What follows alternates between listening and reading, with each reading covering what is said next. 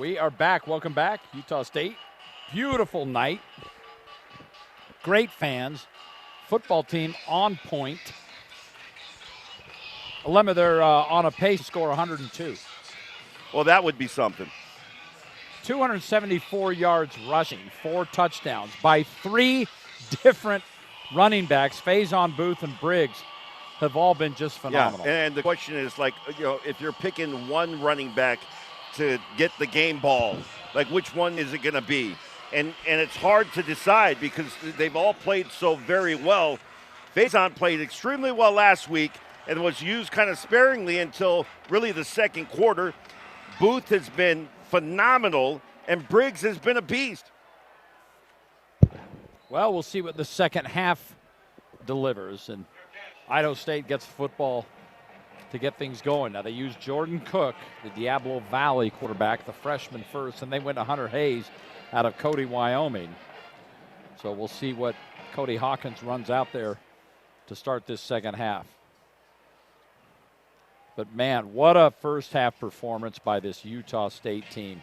Yeah, not just offense, but defense as well. You just saw Anthony Switzer, who had just an amazing first half and so many big plays. And Ike Larson had an interception return for a touchdown.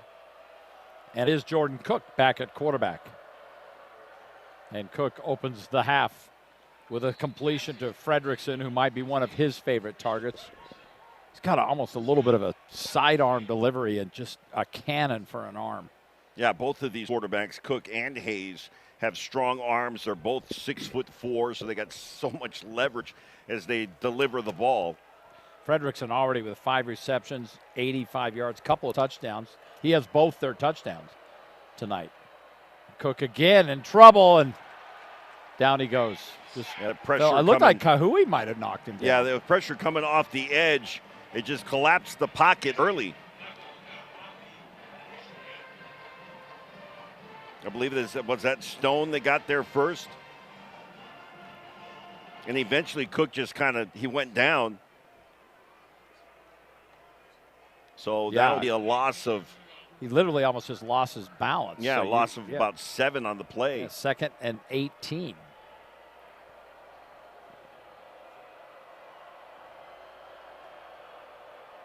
Cook again. There's a flag down in the middle of all this. Yeah, it could be a hold. They're doing anything they can to try to slow down that rush, and one of the ways you do that is to set up a screenplay and at least make that defensive line as they're coming through maybe take a half step and check to make sure there's not a screen. Slows them down a little bit, but now you got a penalty, and I'm not sure if it'll be declined by Coach Anderson. Yeah, it'll still leave it 3rd and 18.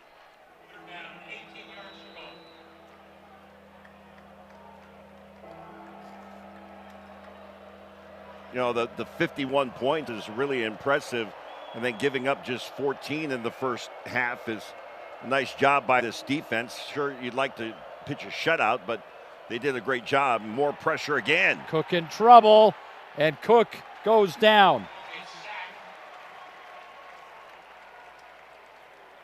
Multiple Aggies getting involved in that one.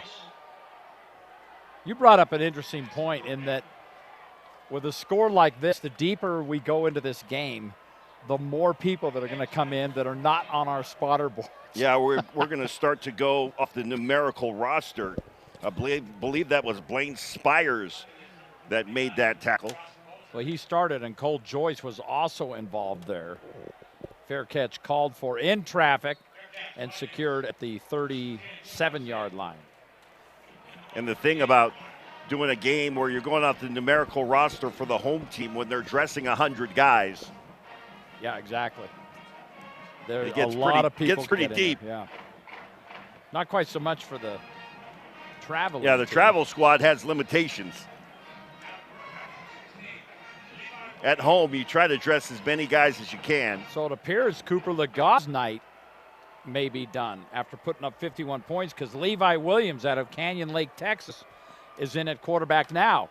And he'll run a quarterback draw. And Williams has a first down on his first play.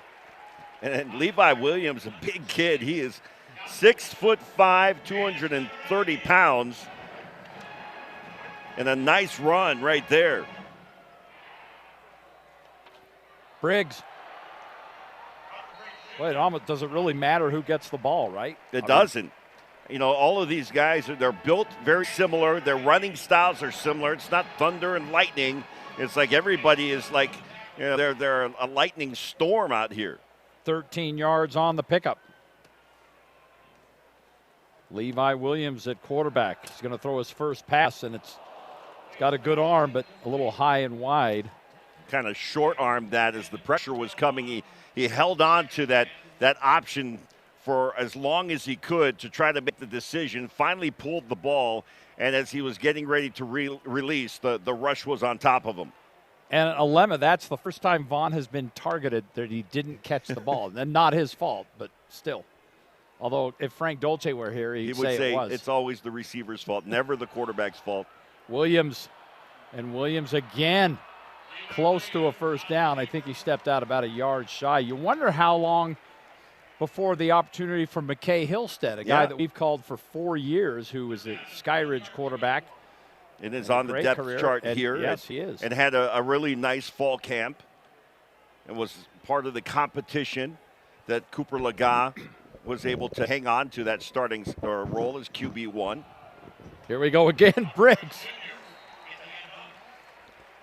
This running game. These handoffs, there's so many guys just right at the line of scrimmage. If you're able to get a good seal block and get through the line of scrimmage on the outside off a tackle, you got free run until the secondary.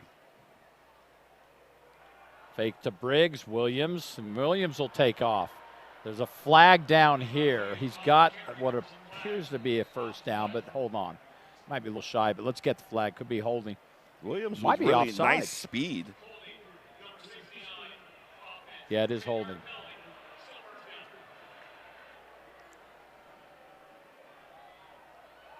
Again, a relatively speaking, a very clean game for both of these teams.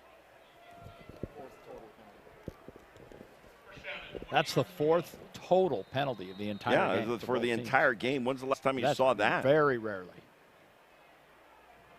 Another play fake, pass complete. How about Williams marching him down the field? And Colby Bowman, the junior, another one from John Bosco and transferred from Stanford.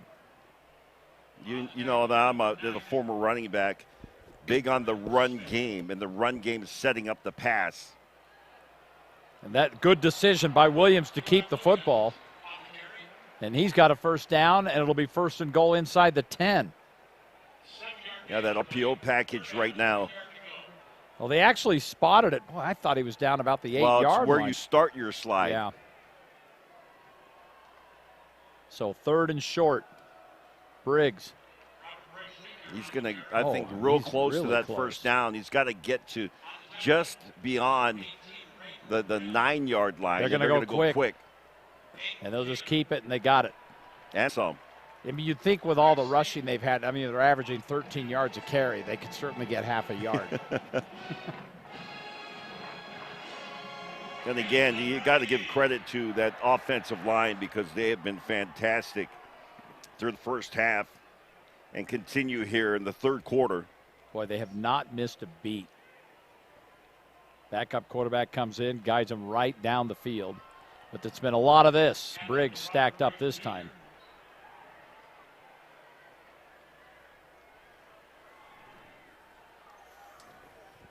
That time, David Rowe, 6'5", 270, able to stop Robert Briggs in his tracks. So whether you go with Faison, Booth, or Briggs for an entire series or however you decide to do it, they're all very productive. Williams lobs, end zone, touchdown. Give another one to Vaughn.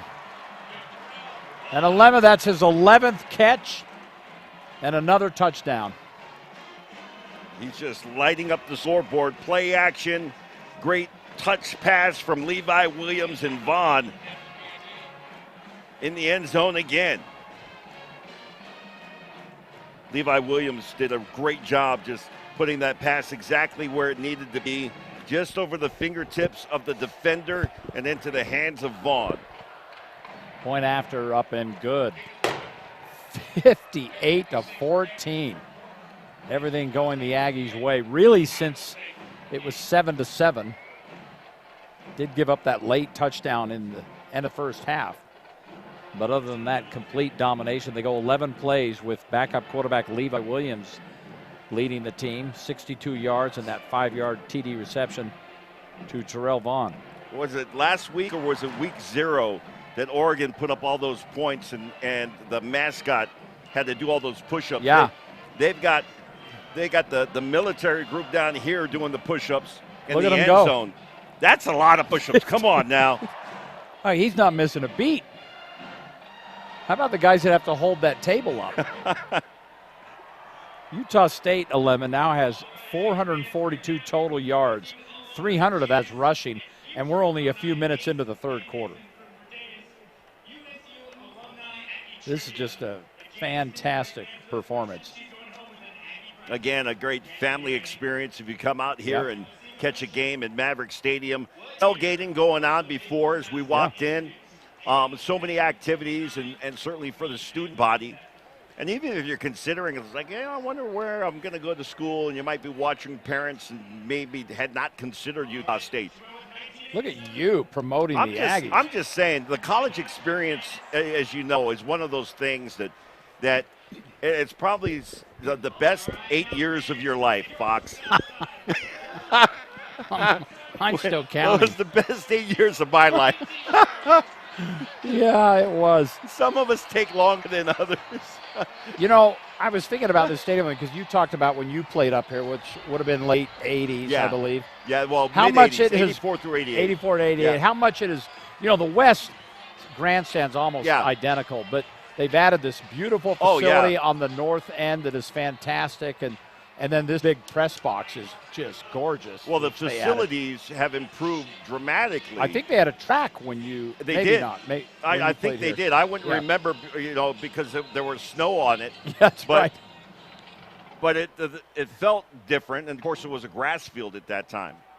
But man, they have really, their facilities here are just marvelous. They've got great indoor facility, multi-use, just a little bit north here of the stadium, which you need that when you're in Logan. But, I mean, it's a fun environment. It's a college town. My daughter went to school up here. It's one of those things that I think it's for those that live down in, let's say, Salt Lake City or even, Provo or beyond the point of the mountain, and you're thinking about, well, I want to go away for college. You feel like you're far enough away that you can come up here and go to school, and you're not at home, but you can still go home. Maybe on the weekend, certainly for holidays, and the travel's not that bad. Hunter Hayes back in at quarterback, and Raiden Hunter at running back. Kind words from Alema Harrington, considering I understand that you tried to get in the tailgate lot tonight, and they sent you off, and they wouldn't let you in. No, sir, you do not have the credentials to be in here. He said, we know about you. You're going to eat everything. Yeah. He said, we're going to have to ration things out. And they do great tailgating up here, by the way. 2nd down and 5. Draw. The Aggies not fooled. Nowhere to go on the delayed handoff, and defense once again bringing up a 3rd down and 5. You're looking at this offense, and Alema, the Aggies have a short week. They have to play next Friday. They jump right into Mountain West play, and they have to go to Air Force. And you've seen, you played on offense, but you've seen the adjustments you have to make quickly to play a team like that. And you got to be very disciplined, and it's 2 weeks of work that you put in. Sometimes you'll try to get a little bit of the work in the week before. Hayes, pass caught, dropped. Good coverage right there by Steele. He got his hand in there, made sure he did not catch that. Been impressed with the secondary, their ability to break on the ball. Nice coverage here throughout. And Steele gets in there and makes sure that he pulls the arms away from the ball. Great technique. So another punt coming. And Micah Davis standing at his 30-yard line. Kick is away. And Davis is going to try to return this, drops it, and fortunately he's able to fall on it. Fortunately, the coverage really had gone past went him. By him, yeah. 43-yard kick, actually gets a 3-yard return, and the Aggies have the football leading 58-14. When we come back, Aggie football on a beautiful night in Logan on KJazz TV. Welcome back to Maverick Stadium here in Logan. We're delighted to bring you Aggie football tonight, the first of our 4 games scheduled this season. James Madison, Colorado State, and Nevada, the other 3 games over the upcoming season.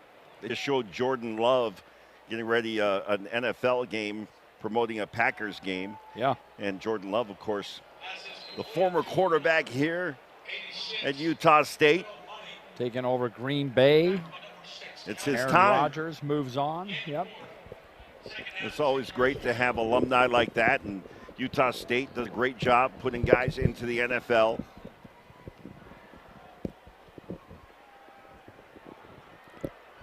Oh, how about that screen? Quickly out of bounds. Booth. Good patience that time by Levi Williams. Waiting, looking downfield. And you know, you always have a release valve. You always have a dump-off guy, but sometimes you forget about it. But that time Williams remembered, I got my guy out here and I can dump this thing off, and is able to get that ball away. 3rd down 6. Levi Williams at quarterback. Oh, and he was trying to get the defense to move, and instead his lineman moved. Yeah, his right tackle got a little I think it was Moats, maybe. We've got some new players in. Yeah, we've got a few. That's Anderson. Yeah, and he's coming out. You were talking about great quarterbacks and great players in the NFL. Don't forget, one of the best ever, Anthony Calvillo, was a star in Canada. Yeah. I mean, a record holder up there. Made a great career out of that. Former Aggie. Williams in trouble, has to throw it away. Do you remember who was at quarterback when you played down here as a flag flies in? Oh, no, I don't remember. That was a long they're time going to ago. look and see if this is a grounding call, I would think. But he got that beyond the line of scrimmage. There was a receiver in the area. I wonder, and it could be a sideline warning. And again, the way that this stadium is set up, the sideline is very shallow. There's not a lot of room, yeah. There's no foul for a legal man downfield. There you go. Oh, a legal man downfield. The pass is legally through the ball away. 4th down. Well, they'll wave off that flag, and here's something rare. A punt. A punt from the Aggies. You know why it's rare? It's the first. The Aggies in the game. first half of this game faced 3rd down only 4 times. Oh, excuse me. It's the first since the 6-minute mark of the game. Yeah. They were 3 out of 4 on 3rd down conversions, but they rarely were in a 3rd down situation. Flags again. That was a booming punt. I'll tell you one stadium where it's even narrower on each side is Colorado. I mean, it's Buffalo so Stadium? Buffalo. It's so narrow on one side. You actually have to go into the stands to get down to the other end. I mean, it is tight. Speaking of Colorado, Coach Prime's got Coach going. Prime? I wonder if he showed up in Boulder and said, "I'm going to make us the most talked about program in the country." Believe that, and that's exactly what has happened. He's done. He actually comes to Salt Lake City, the last regular season game of the year, to face University of Utah. And this kick takes a nice, healthy Aggie bounce. Look at that, 11. How did that not roll out of bounds? All the way down to the 6-yard line. I'm waiting for Tyson to tally There it this is. up. 69 yards. That is a booming punt. Talk about flipping the field. About 30 of that after the bounce. You see this, though, so often when you have a huge first-half lead. You know, you're not going to keep that pace up. Yeah, you you aren't. It's like, well, we're on pace to score 100-plus points.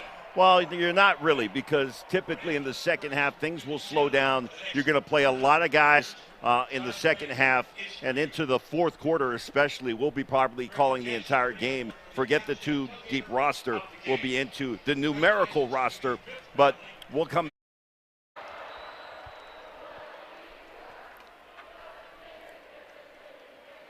And we are back. Aggies leading comfortably, I would say, is the way to put it. 58-14, although they did just punt. And Cody Hawkins has gone back to Cook. Hang on. We're singing Living on a Prayer. Oh, I'm sorry. The student section, they are listening. They're awesome. And then the whole look at this guy. All right, so incomplete on first down as Jordan Cook back into the ball game. Diablo Valley quarterback. We're going to get John Bon Jovi up here. You and I know him from the Olympic football days. Yeah. He owned Philadelphia franchise. That's right. It was a direct snap that time. The old direct snap didn't fool anybody. Almost missed the snap. And now 3rd and long. Switzer coming up and making the stop. He's had a big game. He's kind of been to the defense what Vaughn has been to the offense. He called his name all night. And I got to guess that come the 4th quarter, he'll get to sit and cheer on some of the guys that he's mentoring. Cook. Pass. Oh, what a catch. That came in low, and James went down and got it. Flag on the play. Yeah, way back at the goal line. It's either going to be roughing the passer. I'm trying to see right here on the replay. Well, the entire team's moving forward. Oh no, there was an actual wrestling move that happened it looked like the WWE back there. That'll be a hold. That'll be coming back. Well, UFC is in Australia tonight. Yeah, that 296, I believe. That was full contact right there.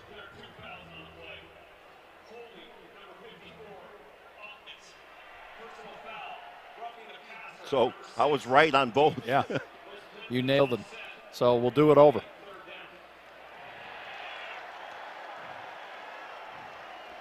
Well, that really does hurt this Idaho State offense. You see the late hit here, but watch right here, the bottom of your screen and the takedown right there. We don't get a chance to see the late hit, but it negates a first down. A heck of a catch, by the way, as a side note to all that. All right, 3rd down.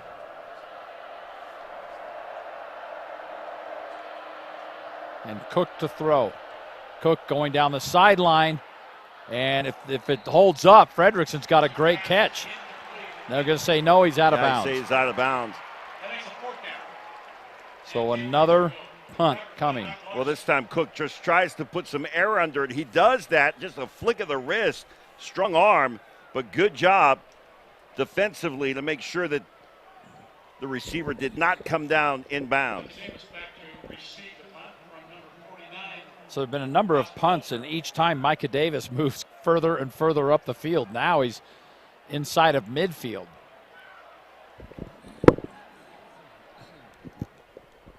This is a high, shorter kick. They'll call for a fair catch. Got it at the 47-yard line after the 40-yard kick.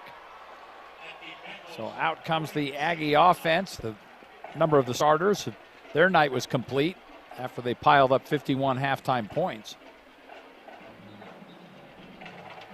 Then their backup, Levi Williams, comes in and leads them down the field and puts the ball in the end zone. Blake Anderson, head coach, and this year the offensive coordinator duties belong to him as well. He's got to be pleased with the way his offense has looked here tonight. Leaving his running backs in there, but then again, he's got 3 of them he's been using. So this time it's the phase-on drive. We'll see how he does. Not well on first down. They're actually going to lose a yard. I'll tell you, for most running backs, you'll take as many carries as you can get on the night. And it's interesting because running backs like to have, several series where you get some rhythm, but these guys, it doesn't matter. They come in and they're already in rhythm. Williams. And Williams firing downfield, throwing off his back foot, caught, touchdown Aggies. 47 yards. And how about Micah Davis getting involved in the action? They get Micah Davis by way of Atlanta, Georgia. And watch the pressure that Williams is under and throwing off his back foot, as you mentioned, and able to get enough zip on that ball to get it to Davis. You'll see a good look right here. Back foot, really not able to step into it, but has enough arm strength to get it there. Point after up and good. Cannon goes off, and the Aggies over 60. They're at 65-14. They're going to have to run back to the ROTC and pick up more ammo. That's right. I'm not sure if they brought enough for the Cannon tonight. And how about, is it the same guy doing the push-ups? No, No, looks like it might be a different guy. 65 That's the way it is. push-ups You got to coming. do teamwork. Just think if Word. you and me, if we Oh, were doing the, that would I'd be be a problem. 3 or 4 in. I'd be, Yeah. take another camera angle. Look at these guys. They're just having a You great do time 5 tonight. of them and say, loop that. Just loop it. That's right. Oh, push-ups are hard. Well, That's all I'm going to say. everything becomes a little At more my age, difficult everything's hard. when you're over Yeah. 60. Oh, what a night for this Aggie football team. And okay, granted, a lot of times you schedule for a win. University of Yeah. Utah, for instance, next week has Weber State coming in. BYU today at Southern Utah come up. That's, it's a payday for these schools. Yeah. But this is But it's an opportunity. It's an opportunity. You're You know, right. for BYU, they were coming off a real lackluster performance in week 1, and Utah had a pretty good performance against Florida, but they had some things, especially in their run game, that they wanted to clean up and get another look at. And so they end up at Baylor and performed well in a comeback win. But for BYU, this game, regardless of who the opponent was, you still get out there, and it's those live reps against a team that's out there. It's not a scrimmage, it's an actual game, and it's an opportunity to see what your team is really looking like. Well, and it's about to get real for BYU. They have one more non-league and game, that's and Arkansas. that's at Arkansas. And then their first ever Big 12 game as they will play at Kansas as Hayes takes off. And same thing for Utah State. Here you got a short weekend on a Friday night. They Yeah. got to go to Air Force. No matter how good that team is, they're still complicated, and it takes a lot of preparation. You said 2 weeks really is what you need. Well, you want to play them early enough in the schedule where, and hopefully against a team prior that allows you maybe some time to prep, even if it's just looking at some film. Because defensively, you have to be so disciplined and assignment sound to go up against that triple option attack. So this is right? a big Yeah. game. In spite of the fact that you're playing against Idaho State, it's still in front of your home crowd. You get a chance to kind of get that bad taste out of your mouth from last week. Aiden Taylor. And then I think on top of that, and you don't know that this is going to happen, but because of the score 65-14, this is an opportunity for your 2s and 3s to get extended minutes. BYU was able to do that earlier today down in Provo against Southern Utah. And so those are important, games for that group too. Direct snap to Taylor for the first down. The good thing is, though, if you stumble a little bit, at least you're stumbling in a victory. BYU wins their first game just 14-0. A lot of things to work on, but they got to win. Utah today beats Baylor 20-13. They trailed the entire game. They got some things to work on. Now, granted, they don't have their starting quarterback, Cam Rising, but still things to work on, and they get the victory. And that's the most important thing. My question is, and I think our understanding is, there's a good chance we'll see Cam Rising for maybe a quarter against Weber State next week. And I was thinking that not because you need him so much. No disrespect, Weber State, but you want to get him some reps. You want to get him some live reps before you get into league play. Yeah, because your first league game's UCLA, and I don't know if you want that to be the absolute first time he sees the field. But my question is, the way that Johnson played in the second half especially, late in the game, is he going to be, if you're not going with Cam Rising in that Weber State game, who starts against Weber State? It's going to be Cam Rising. He'll start if he's ready to go. And then who takes the rest of the reps? I think Johnson showed that he can handle the passing game very effectively. Well, last week he's a brilliant runner. He showed that he could run well, and you're right. Then this week he showed that he can also mix in the passing game. I agree with you 100%. Third down and about 5 here. High snap, handled Hayes, ball complete, and Wallace has it. Wallace has been a very There is a flag He's down, been a- though, Lemma, back at the line of scrimmage. good possession receiver. Big target, 6'3".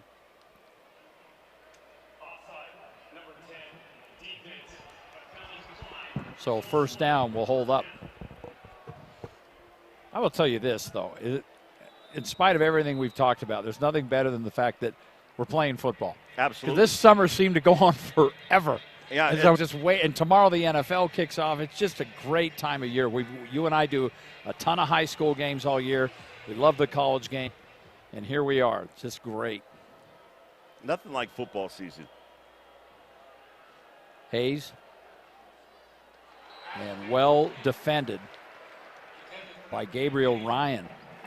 Or excuse me, Brian. Forgot the B.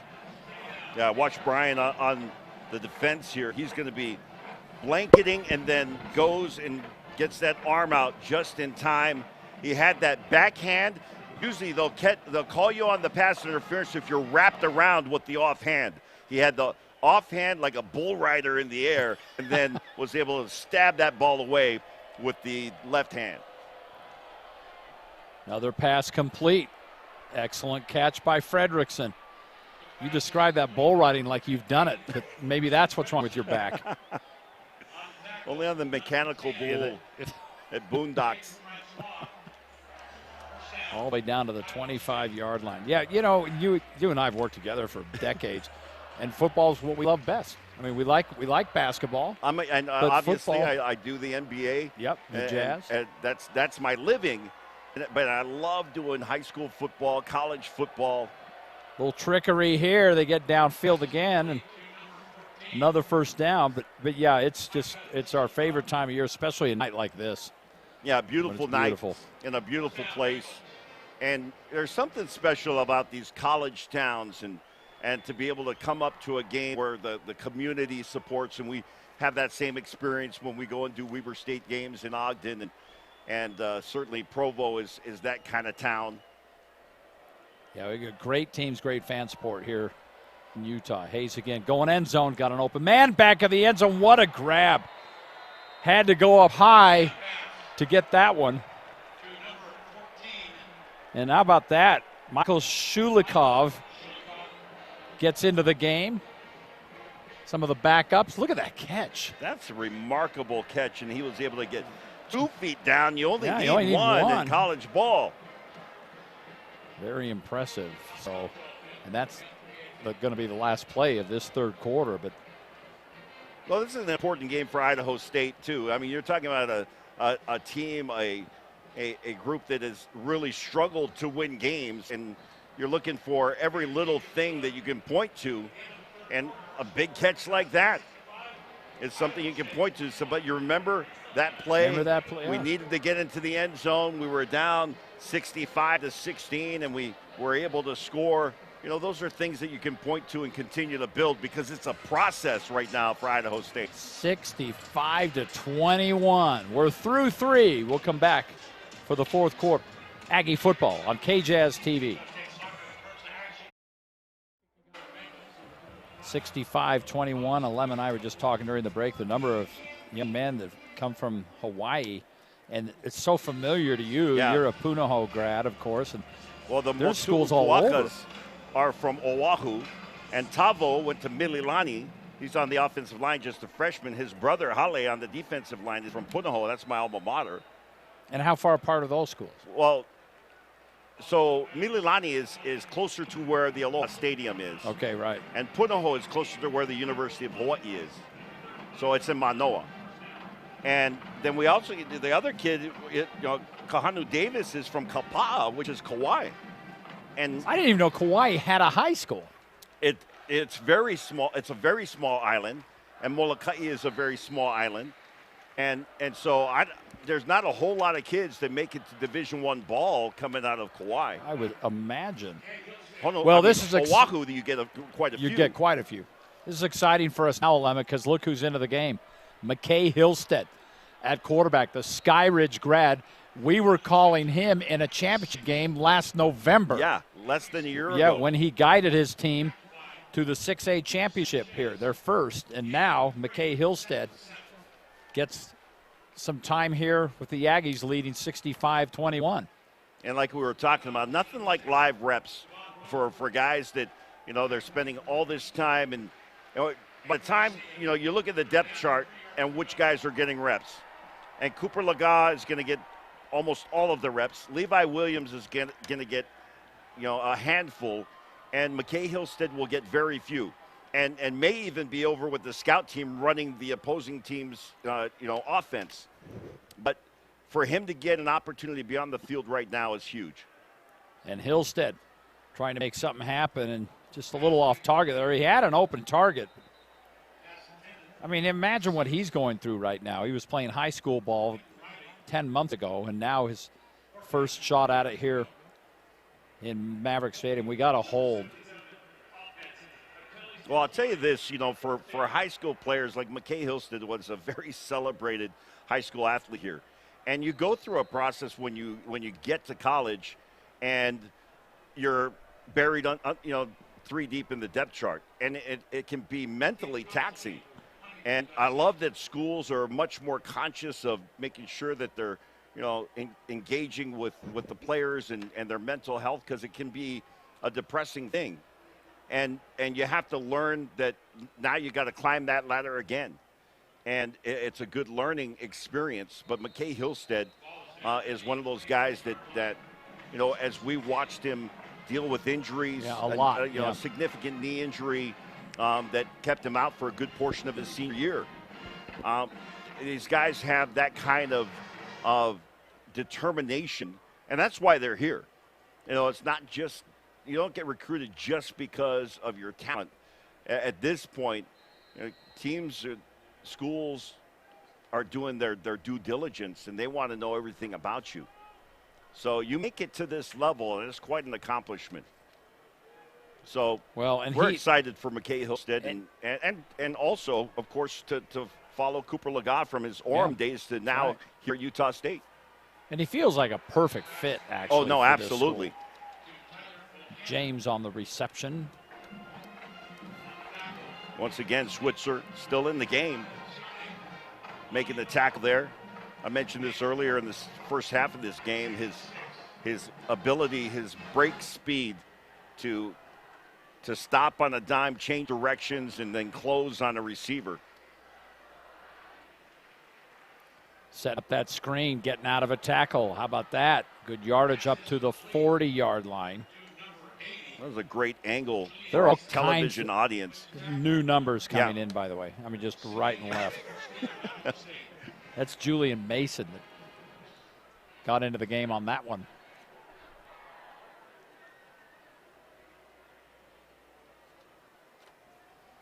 There are over 100 names on the numerical roster. There's double numbers here. We go all the way to 98. Yeah.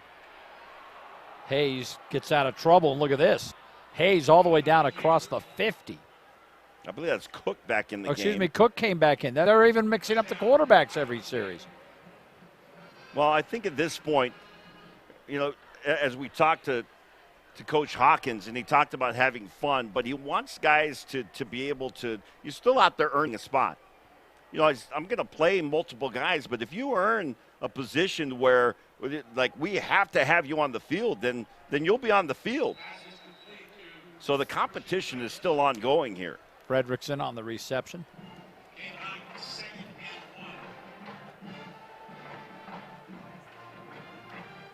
I thought it was interesting getting back to the Utah State offense. When Blake Anderson was talking to us, you were asking about calling plays.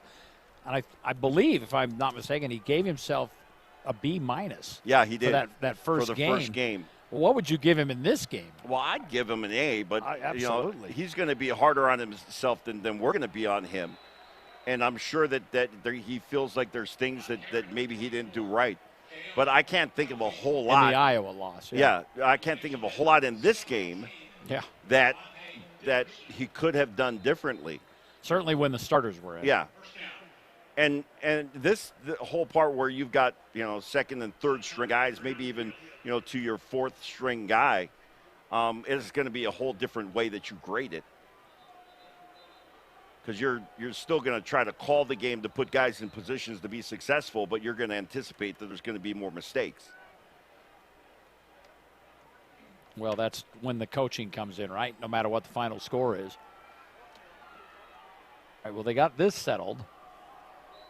Fredrickson, by the way, for Idaho State, 7 receptions, 108 yards, 2 touchdowns. He's really had a nice game for Cody Hawkins' team. And Hayes, again, this time he overshoots Fredrickson.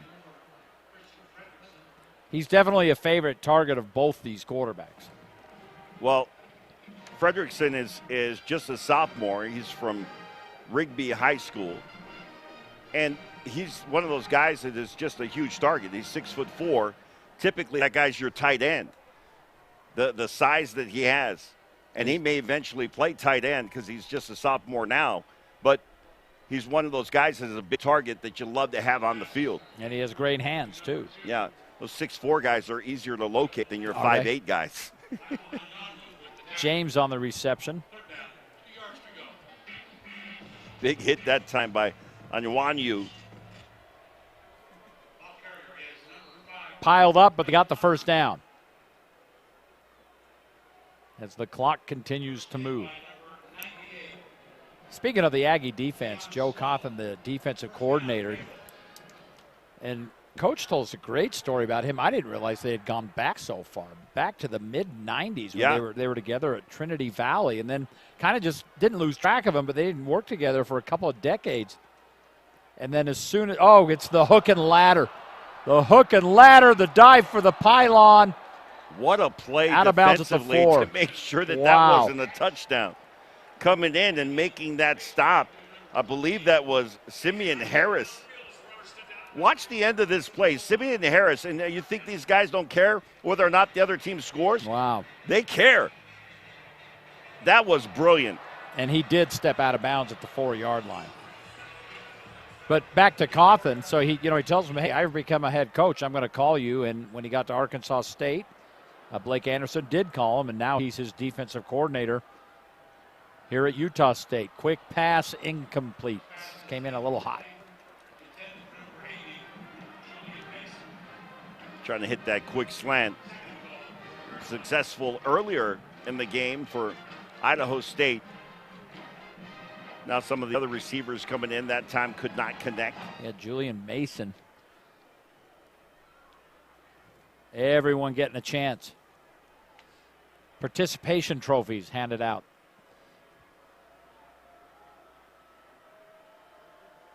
Direct snap. Yep. Raiden Hunter.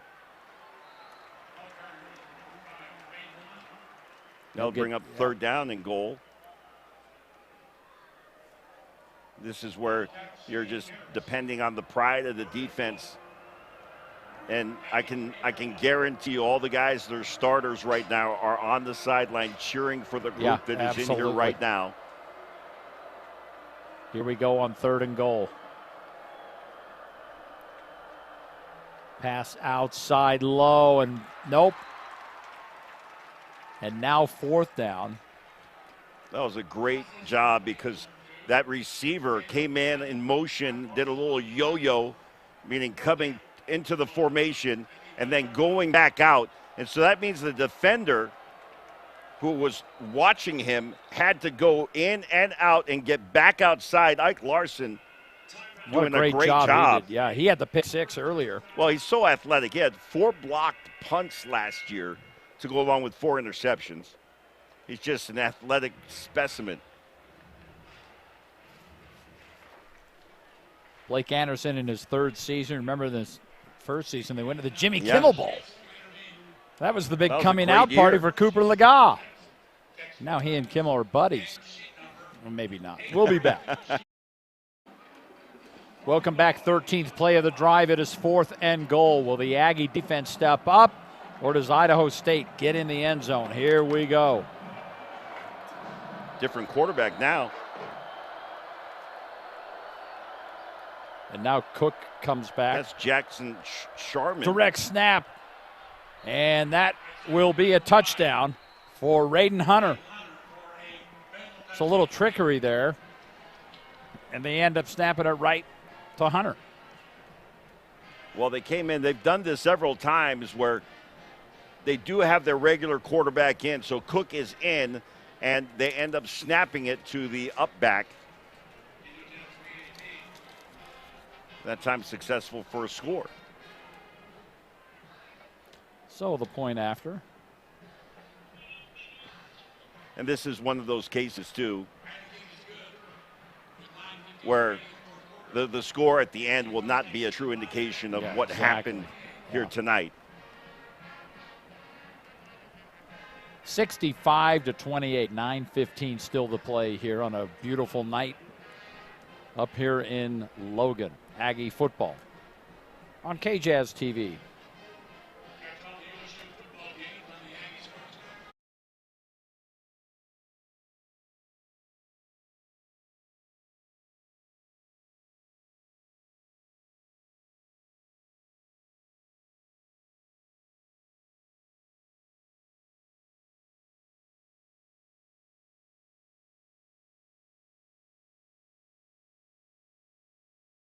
It's not Dusty.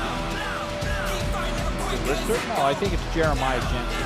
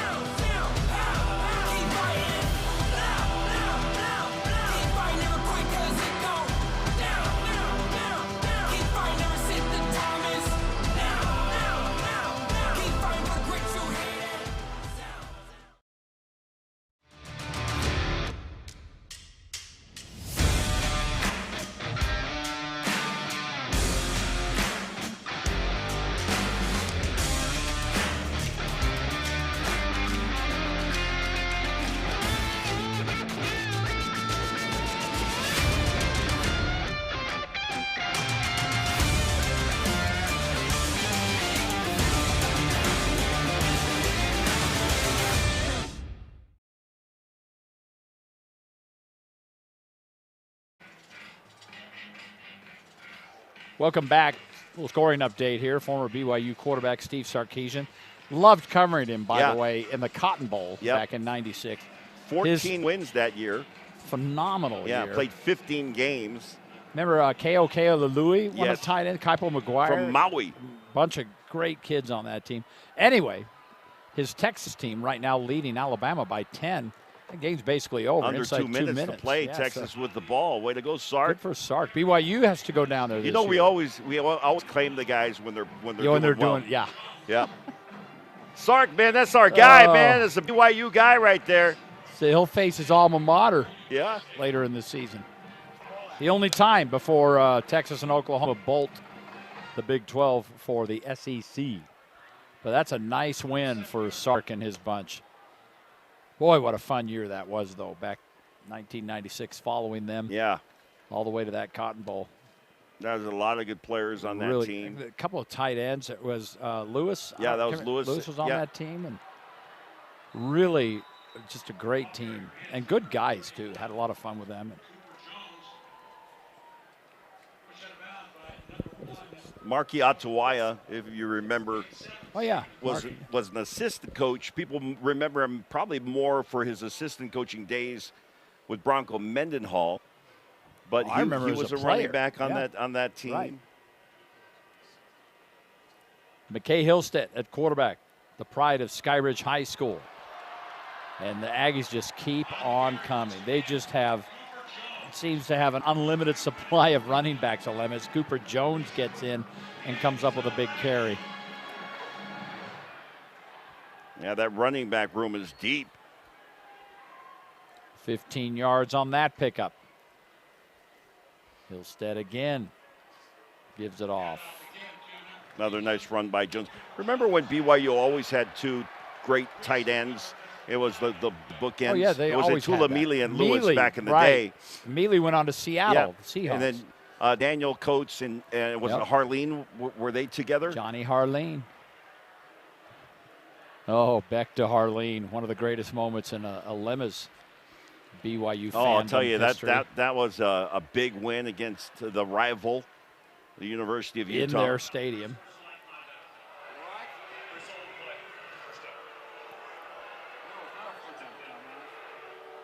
So we had an unsportsmanlike after that play. It was quite a ways downfield.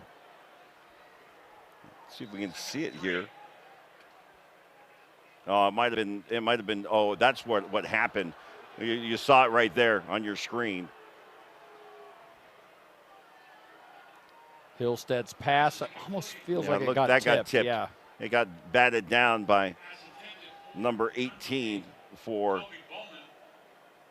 Idaho State. That's Raiden Brown.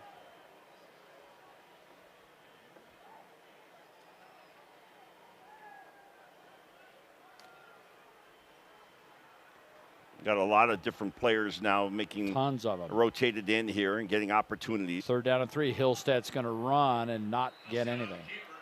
I'll tell you, watching McKay Hillstead at Skyridge, his high school days, the number of times that he turned a broken play into a touchdown in his 4 years as a starter from freshman year on. He was just a phenomenal. magician. Yeah.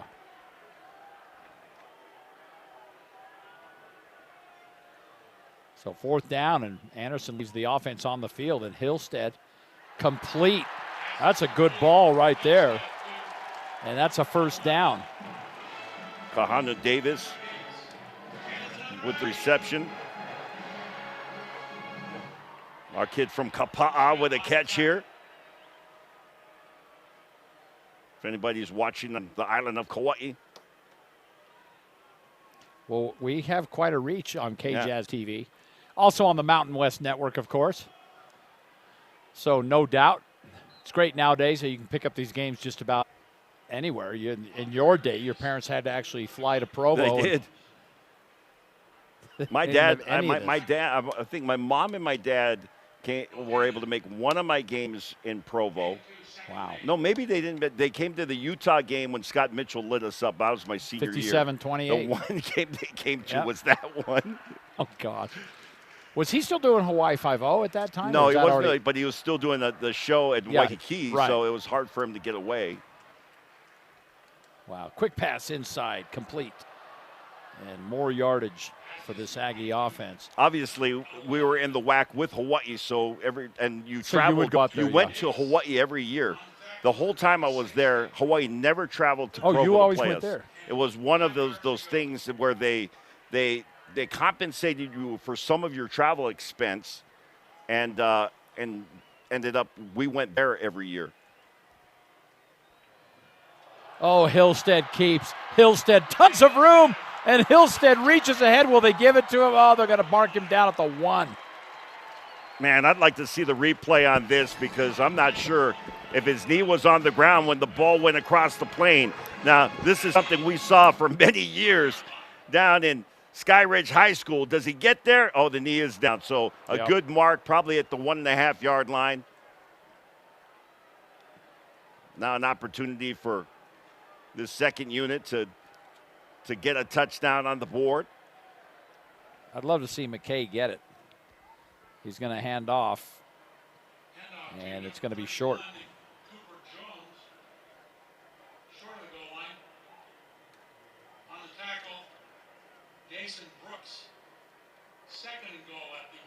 Jones getting a few carries here now. Everybody getting involved. Well, this is nice too for a lot of these guys on the offensive line. It is very rare. You know, Tavo Motu'upuaka is one of those rare freshmen that's starting. Exactly. The push, and it's another touchdown for the Aggies. Great drive that time by Jones. He just kept that motor going. He was met at about the half-yard line, and just that forward lean and determination to get into the end zone. Over 70 points. They're looking to add another one.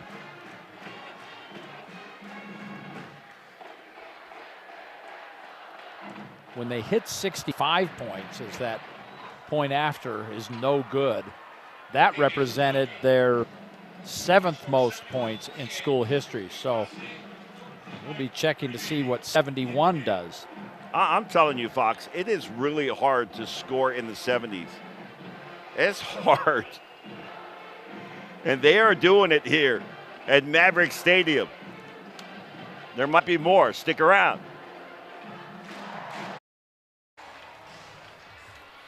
Everyone getting involved. Yeah, in a Terrell game Vaughn recap. is one of those guys that has shined here tonight. And, man, he has been just amazing. And he's carried the ball several times, kind of a fly sweep action, but some big touchdown grabs. He only had the one reception in the second half. He was motoring in that first half. It was the touchdown. So what was that total for him then? What did he get to, 11? Yeah. So See, I told you that happens. You got to get him when you got to strike when the iron is hot. 73 yards, 2 touchdowns. Oh, yeah, he only had 11 receptions. Oh. So how about that? He's now got 23 receptions in 2 games. Good for him. And again, Blake Anderson just raving about the speed of these guys, and it was on full display tonight. Well, you think about the talent that he's been able to acquire, and we were asking him this question and said, the transfer portal is such a thing now, right? So I want to get what his feeling was on the transfer portal. Pass complete over the middle here. Big hit. I thought his answer was interesting. Yeah, because he said, well, you got transfer portal, you got high school recruits, and then you got JC transfers. And for us, there's some teams that it's all about that transfer portal. But we get some of our guys out of the transfer portal. Obviously, that's a big part of college football now. But we, also make sure that we recruit as hard as we can here in the state of Utah. And we get some JC transfers. So he said, we probably balance that 1/3 each. And, exactly. 1/3 high school guys coming in as freshmen, and then 1/3 JC kids, and then 1/3 transfer portal. And as a result, he gets 59 new faces this year. And, even with all of that, it's not just about the numbers. You got to have the right kid, right, that fits your program both schematically and as far as character goes. So sometimes it seems like, it's easy. You just bring in the best players out there. Well, it's not always the case. You got to make sure that you bring somebody that's going to fit your program, that's going to fit the community. And so, that they pay close attention to all of those facets. Got another new quarterback in there is Gassu, by the way, the running back out of Cypress High School on the carry. And then He's had a nice game. The kids, he has. Local kid. Out of Cypress. And he'd also talked about, I think you brought up the NIL. That's life in college football. And if you don't follow it and you don't subscribe to it, you don't work at it, you're going to fall behind. Well, the thing is that if you're Utah State, you understand, or if you're the Mountain West Conference and teams in the Mountain West, you understand that you can't offer the NIL type of perks that the SEC is, or right. that the Pac-12 is, or any of the Big Five. As a group of 5 type of team, it's a different approach to what the NIL looks like. So the kids that are coming to any of the group of 5 teams, their NIL deals aren't anything near not even close. What's happening in some of the other. Oh, there's 7-figure deals in some big schools. Well, the thing is, the kid that won the Heisman last year at USC, he could stay at USC for another year after this because he's making $3 million.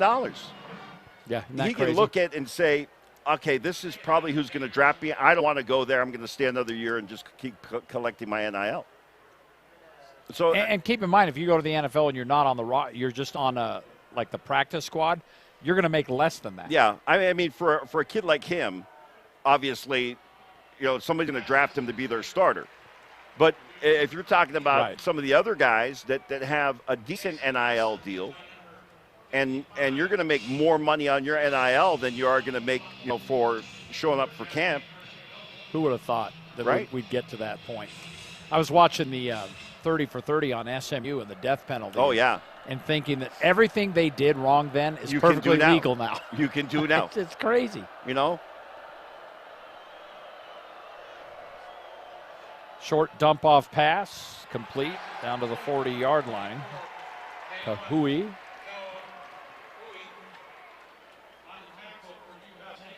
Now you're in that situational dilemma where the defense really doesn't want to give up another score, and the offense really wants to add another score. Well, both of these teams, they've got things that they want to accomplish, even at this point in the game, where you look at the clock, there's a minute, 20 left to play, and, there's no way that Idaho State's coming back. But there's still all of this stuff that is going on right now will still be part of film review. Oh, absolutely. Pass tipped, intercepted. Exclamation point for the Aggies, and this one could go back all the way. And it's a second pick six on the night. And that's Jaden Francois with the return for a touchdown. So Francois joins Ike Larson. He got the double tip drill that time. They run the tip drill in practice. This is the double tip drill. He got tipped twice and into his hands and returns at 75 yards for a second pick six on the night. Earlier tonight, it was Ike Larson with a pick six, and now Francois. It's points on the board.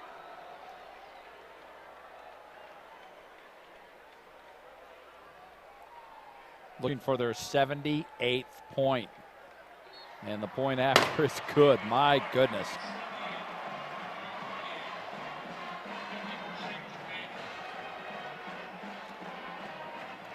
Elliot Nimrod's done a nice job stepping in. He's typically your kickoff guy, but William Testa had an injury. Didn't get an update on exactly what that was, but I think it was sometime in the second quarter, Fox, that Testa, it was right before halftime. Yeah, came out. Nimrod doing a nice job. Well, what a great game this has been for the Utah State Aggies. Well, if you're looking for a get-well game, you certainly found it. Not that they had huge problems at Iowa. I know the first thing Coach told us in our get-together this week was we should have won that game. Yeah. And he's probably right. Well, the mistakes that he was frustrated with, number one, he mentioned, I should have communicated better on special teams. They gave Iowa a nice kick return. They made some other errors on special teams that they needed to clean up. They were much cleaner in the kicking game here tonight.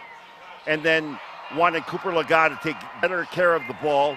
He took a sack that was kind of an unforced error in that game and threw an interception. They had 2 picks in that game. He threw one of them. And he wanted those things to be looked at, worked on during the course of the week and fixed. And I would say great job by the coaching staff, great focus. Oh, my goodness. No way.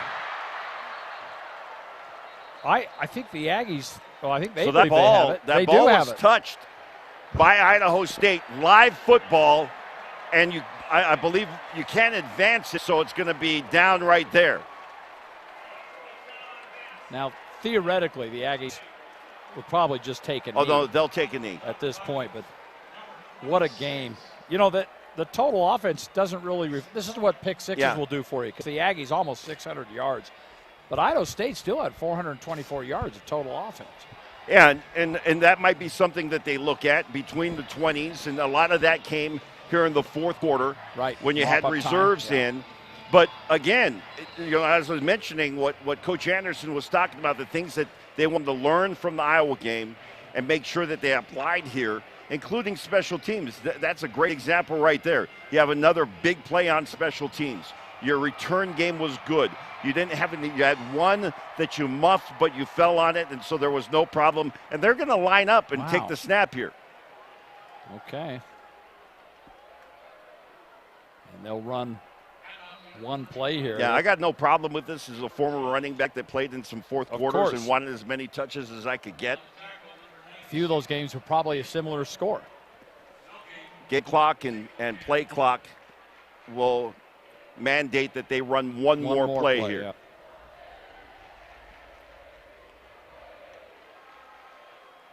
And that will do it.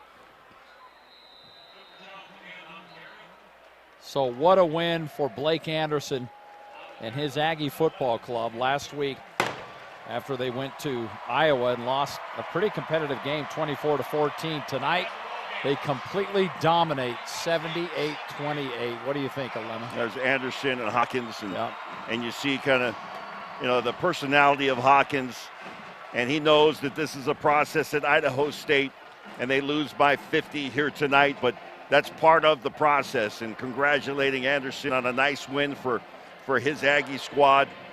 A lot of respect between these two guys. Wishing each other luck. I was going to say, that's a really long they're post. wishing each other luck for the rest of the season. Hey, go get them this year. Of course, as the Bengals will go on to their FCS schedule and see how they do, and it gets easier for them. For Utah State, it doesn't get easier, right? You get into conference play, and it does get harder. For Idaho State, this has been the toughest part of their schedule right here. Has. A lot tougher than even last week when they were at San Diego State. This was way, Utah State way better than San Diego State, what they put on the field last week. Idaho State had a chance really to win that game.